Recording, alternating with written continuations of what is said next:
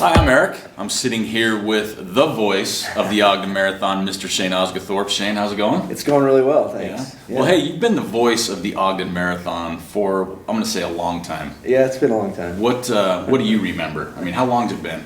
I remember all of them. Yeah? I think I started as a Goal Foundation board member early on, and just schlepping barricades and getting feed zones set up and doing a lot of different things like that, and ended up working the finish line for a long time, getting thrown up on, people coming across the finish line, pushing that the 5K. glamour job.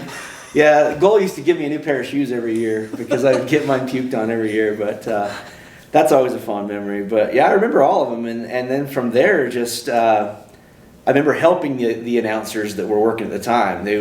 I'd get radio updates, and they'd say the lead runner's coming out of the canyon, and I'd just relay that information to the announcer.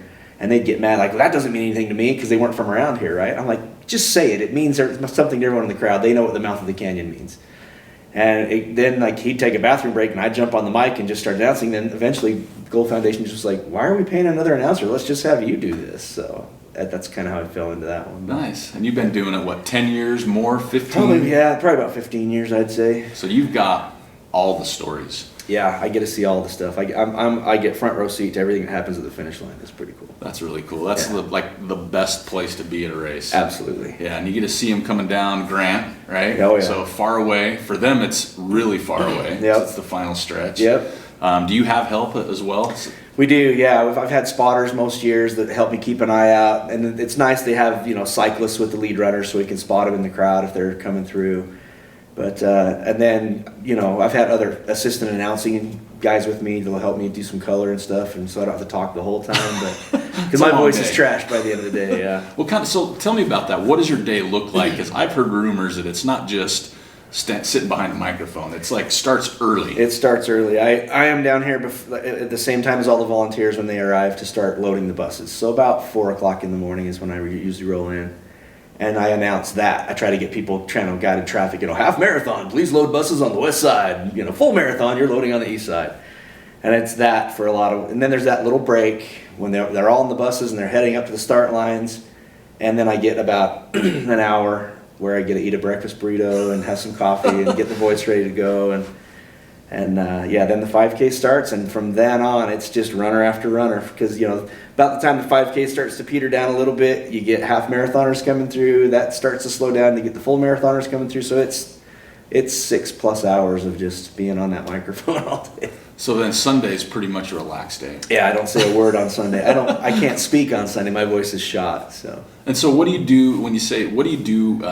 I guess, what's your profession here in Ogden? What do you do here? So my day job, I work for Visit Ogden, so the Convention and Visitors Bureau, in charge of tourism for Weber County, try to attract groups and people from out of the area to come spend their money here and leave it and then go home. So we kind of boosts our economy. It represents about 10% of Weber County's economy, the visitor economy, and so it's a fairly important piece of stuff that we do. And that's my day job, and then by night I'm a singer, songwriter, musician, so that's another way I work the voice. And then announcing is, so I announce the marathon, and I also announce like the Xterra Pan American Championships and the World Championships in Maui. So wow, how'd you get into that? Just with the voice, this isn't the voice I use when I announce. It's really funny. I kind of have a different voice, and my girlfriend calls it my stripper club voice because I'm like, welcome to the main stage, chastity. I put on this different voice, and I'll come home from announcing the marathon, and I'll be like, what do you want to have for dinner? Because I can't turn the voice off, and she's like, stop talking in that voice. So what's that like, though, for people that they know you as the voice of the Ogden Marathon, and then they come across you just on a day? Do they kind of look at you like, wait a minute? Yeah, they never quite connect. It's like, don't you do the voice of the Ogden Marathon? I'm like, yeah. Like, you don't sound like, no, I don't, not until I put on the voice. So you work a microphone differently, so it's one of those tricks. If you know how to work a microphone as a singer or an announcer, it puts you in demand. You get called to do it now and then. So. That's awesome. Yeah. So I do some stuff behind the mic, and I like to tell people I've got a face for radio. Yeah, well, same here. Yeah, right. Because I can't believe you guys are putting me on video. I'm the same way. Just being on a camera is like a whole different world. Exactly. Right? Yeah. So how did you get in? Was that like your first announcing gig? Was with the Ogden Marathon? It kind of went from there. Did you do other stuff finding the voice? Right. Yeah, it seems like it was, and I can't remember which came first. I think it was the marathon came first, and then they started having me do like Harvest Moon Festival on 25th Street and stuff, be the MC on the stage. And then OFOAM started asking me to do it at OFOAM, and then Xterra, like when they reached out and said, do you have a local announcer we can use help with Snow Basin? And so they tapped me for that, and then they liked me so much there that they now fly me to Maui every year. That's a bummer. Yeah, it's not a bad gig having to go to Maui for a few days, but yeah. So that's how I stumbled into that, and it's hard to remember what came first, but and then I do a lot of voiceover announcing for videos and stuff like that for Visit Ogden, and then a lot of other people, and just kind of. I think Jenny Scholar, the former CEO and director here at the Gold Foundation, she's the one that started calling me the voice of Ogden. I think. That just stuck. Yeah, and that's what you hear all the time. Yeah, I never wanted that nickname, but I just embrace it. It's like whatever, that's what you want to call me. So. No, I think that's awesome. And the Ogden Marathon, you've done, like you talked about, you've done other events. What makes the Ogden Marathon special? I mean, if you live here, you kind of have an idea, but what makes it special? For me, it's knowing a lot of the runners. There's fun in that. I mean, you have thousands of runners coming across that line, and I try to announce as many names as I can as they come through, and I can't get everyone because sometimes they're coming through in groups of 20, and I'm just reading through a list trying to get them. But it's looking for those friends that I know are in the crowd and spotting them coming and saying something personal about them and getting to know the personal stories even before the race. Some people I don't know, I get their stories like, hey, if you see this person come across, be aware this is their backstory. And you get to learn a lot about some pretty amazing people in this community doing that. And there's a lot of that, right? Oh, I mean, tons of that. And then it's like kind of nice when you go somewhere and see them out and about in their normal clothes and stuff. It's just to have that relationship, even as a voice, right? Absolutely, yeah. And you get to know them all personally. It's even if it's just for a brief moment as they come by and you can talk to them for a second. It's my favorite part of the whole marathon is that last hour. Oh, yeah. It's fun to watch the athleticism of the elite runners coming across and sprinting for, second or third finishes versus first. And it's just, the competition is also fun to watch. But man, when at the end of that race, when people are digging deeper than they've ever dug, and you can see every ounce of anguish and pain, but at the same time happiness, they're coming across that line. That's my favorite part. Bringing that last runner across is the best thing ever. Well, and not just because it's over, but because I look forward to that moment every year. And I'm exhausted, they're exhausted, and we all just have a good time. So. Well, and it's like every runner has a story, Yeah. right? They cover the same distance, it doesn't matter the time. So they have you don't know how they got there, right. What pushed them to be there. I'm a definite below minor league level announcer, right, for finish lines. And I say that a lot of times is when you see them come down Grant and their work, but the minute you say their name, they do they've got this different emotion, right? So it's like you're helping them literally the last few steps across the finish line. Yep. Do you get a lot of people after the race or even throughout the year that talk to you about those stories? Yeah, I get them all the time. They're always moving, and so the Ogden Marathon, typically board members or even the runners themselves will volunteer that goal will solicit that information. Tell us your story.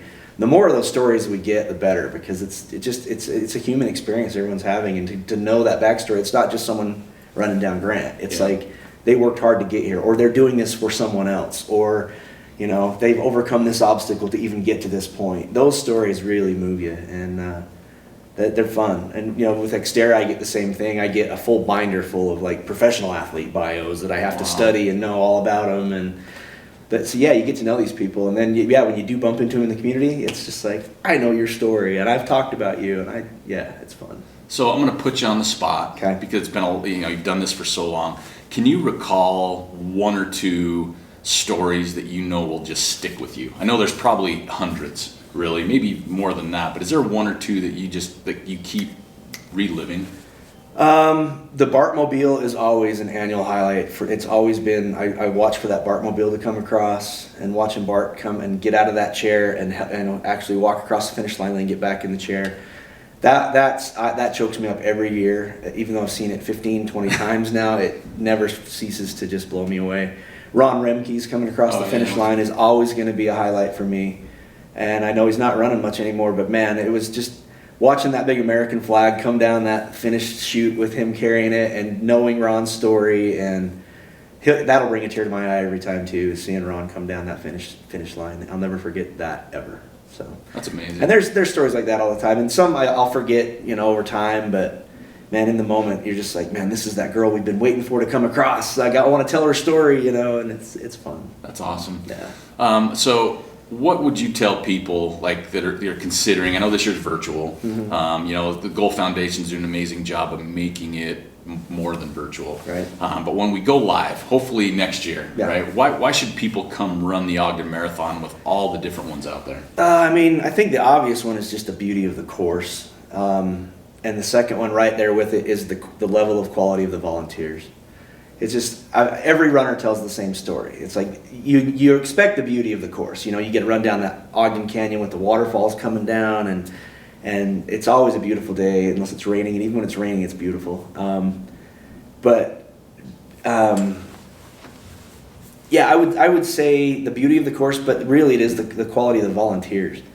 Like, everyone comes across and just can't say enough about how supported they felt, and like everybody had what they needed at every moment, and so there was always someone there to push them along, you know, right to the finish when they're getting their finishers medals, and all the way on down through the recovery area. There's people there just tending to your every need. And I think, man, we spoil runners. They love coming here. That's why they should do it. It's a very well supported race. Well, and that's what we hear a lot of these interviews and people. It's all about the volunteers, right, that make it so special. And I think the next level of that too is the community. People line Grant all the way down to the parkway. They're up in the canyon. They're up. I mean, it's just everywhere. You've got that little extra oomph when you need it to move forward. I think the one thing that we need to work on, though, and I can't imagine what your days look like, is the weather, right? That's the always the variable here. Yeah. So you got to come prepared for anything. Yeah, you do. I mean, there's been some nasty marathon days. And it's really only been recently, man. We had a run of like 10 years without a cloud in the sky. It was gorgeous. And then all of a sudden we had this one rainy year, and we thought, okay, that was a fluke. And then another rainy year. And then another, and we started looking, man, why is it raining every year on this week in May? It's just, you hit or miss. I mean, I can usually tell by the week before. If the week before is really nice, I worry about marathon week. Okay. If it's raining and kind of spitting snow that week before, I'm like, we're going to be golden for the marathon. It'll clear up in time. And it always does. So one of those old Farmer's Almanac tricks I have. I can usually tell beforehand. But you usually probably still have a really big to-go duffel bag you take with you because you're there so long and all day, whether it's a change of clothes, a heavy coat, you know, something lighter. Honestly, the first really bad rain snow year that we had, I wasn't totally prepared for it. But I had my fly fishing gear in the back of my car, nice. And I was this close to putting my waders on. It was that wet. I put my Gore-Tex jacket on and everything, and I just got drenched from the waist down. But I was like, there was a minute I'm like, I should just go put my waders on just to stay dry out in this, you know, because I'm out there in it with you all day too. You know, they give me a little tent, but you can't see anything from that tent. It doesn't matter. Yeah, and you can't see the race. You know, that's where the sound equipment is to stay protected. But to watch and call the race, I have to step outside of that tent and be looking down the finish line to see what's happening. And so I'm out there in it with them for 6 hours. So nice. These days I really come prepared. I Gore-Tex up and all kinds of layers. And some years you don't need any of it. You're just in shirt sleeves. But something like you always know that Gore-Tex coat is right there and ready to go. So. Awesome. Well, I also know that today's your birthday, I heard. It is. So the day we're recording this, it's Shane's birthday, so the voice of Ogden. You know, it's super cool what you do because it's not a job, right? I mean, you can see just by talking to you right now, you're you know, a lot of people can't maybe feel it or see it, but it's the emotion flowing of the excitement, the, you know, watching the struggles, if you will, of some of the runners. But you are definitely, you know, when you talk about, you know, what the marathon brings as far as volunteers, the course, the waterfall, the beauty. I mean, you got to throw in the voice as well. I mean, it's something I've been around the marathon for a lot of years, and you hear it echoing everywhere with your voice. And I absolutely remember the first time that I heard you speak, right? Yeah. And I was a little taken back and impressed at the same time. So, but no, you add so much to this community, not just with a marathon. So I think everybody, I know Goal and the community loves it. So we appreciate you know, taking the time to sit down and give a little bit of story and background to what you do because there's only one voice of the Ogden Marathon. Right? For now, I guess, right? And you got no idea of retiring, right? I'm not planning on it. There you go. I'll go until I can't go anymore, I think. But it's one of those. There's not many things that get me out of bed at 4:00 in the morning on a Saturday. But I am excited every year for the marathon. I never gripe or groan or mumble about it. It's like it's marathon day and it's exciting. And truly, by 1-2 o'clock in the afternoon, I am so wiped out. But it is the best kind of exhaustion. Like when you go home and you have that nap after the race, I feel like I've run the marathon. I'm just wiped out. So. I love being there with all of them and can't get enough of it. Nice. Yeah. Well, thanks for taking the time today, and can't wait to hear it again. Yeah.